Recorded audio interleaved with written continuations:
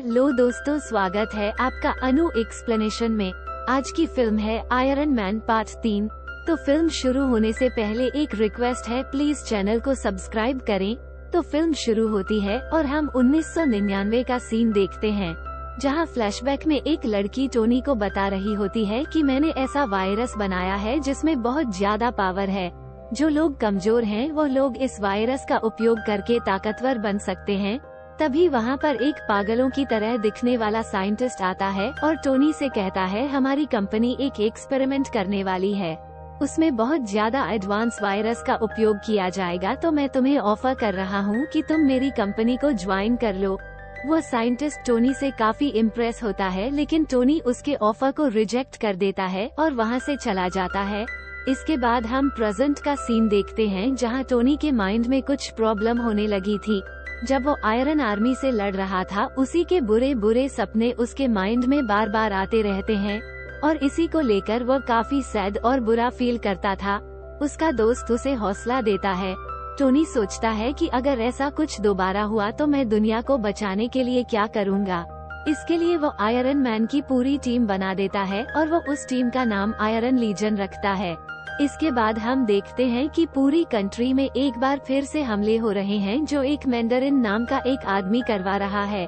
Tony का bodyguard उसी जगह होता है जहां पर वो हमले हो रहे होते हैं। वहां वो बुरी तरह से घायल हो जाता है, जिससे टोनी बहुत गुस्सा हो जाता है और वो प्रेस कॉन्फ्रेंस में कहता है कि अगर मैंडरिन ने अब हमले नहीं रोके तो मैं पूरी तरह पेश आऊंगा। लेकिन ये बात मैंडरिन को बिल्कुल अच्छी नहीं लगती। वो टोनी के घर पर ही हमला करवा देता है, जिससे टोनी का घर पूरी तरह तबाह हो जाता है। टोनी के साथ वो लड़की भी थी जो फ्लैशबैक में वायरस बना रही होती है, जिससे डिसेबल लोगों को ठीक किया जा सकता था।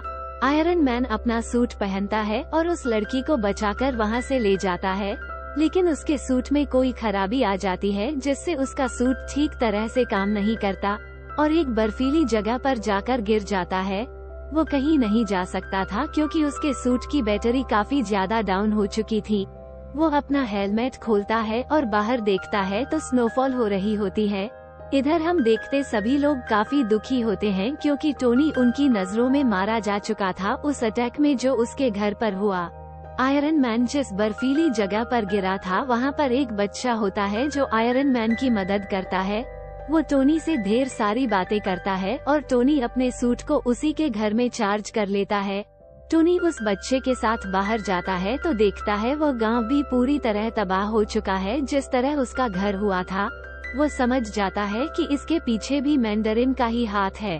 वो वहाँ पर रिसर्च करने लगता है। तब उसे पता चलता है कि यह हमले मिसाइल द्वारा नहीं किए गए हैं, बल्कि उन इंसान के द्वारा किए गए हैं जो एक वायरस का उपयोग करके सुपर पावर रखे होते हैं।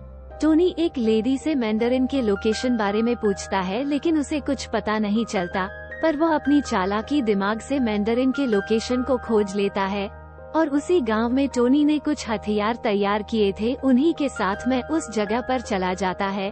वहां उसे पता चलता है कि मैंडरिन तो था ही नहीं, वो एक नकली मैंडरिन का नाटक कर रहा था। वो मैंडरिन की तरह दिखता था, इसलिए वो वीडियो बनाकर वहां से पब्लिश करता था। उस जगह पर टोनी को पकड़ लिया जाता है। फिर वहाँ वही पागलों की तरह दिखने वाला साइंटिस्ट आता है, जो अब काफी बदल चुका था।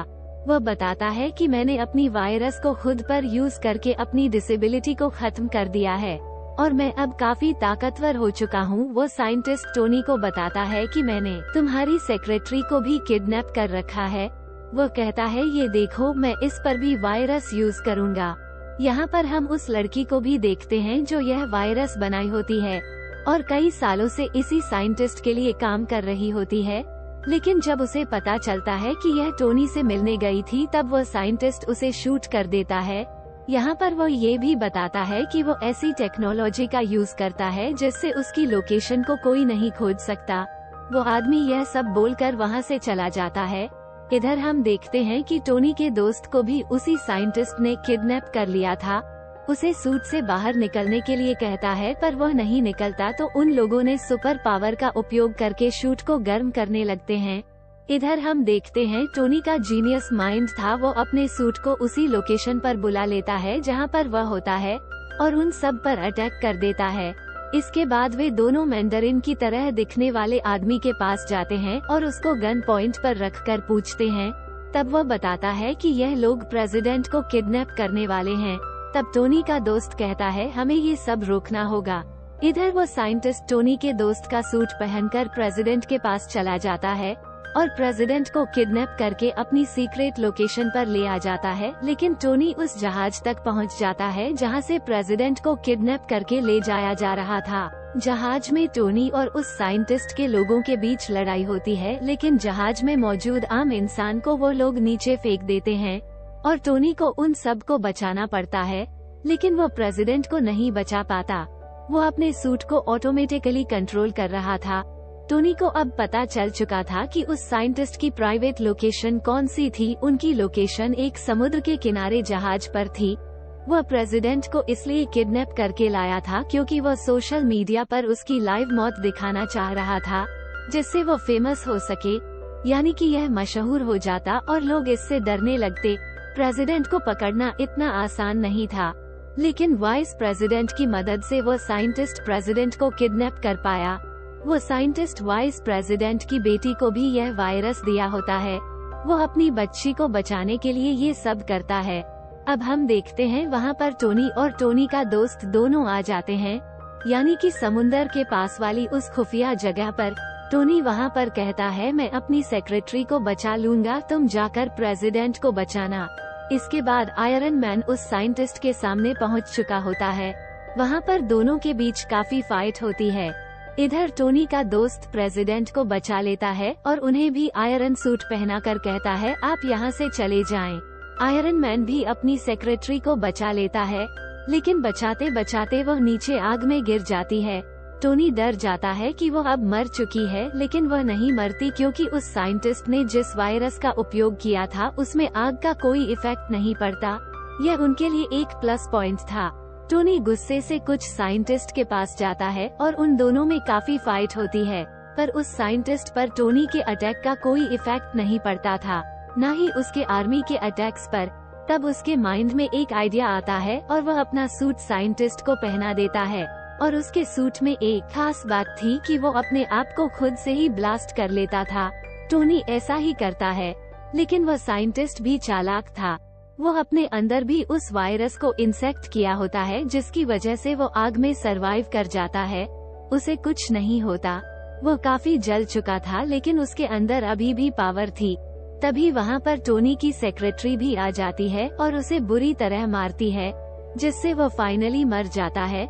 फिर वह सेक्रेटरी टोनी के पास आती है और दोनों गले मिलते हैं और दोनों आपस में बताते हैं कि वे दोनों एक दूसरे से प्यार करते हैं।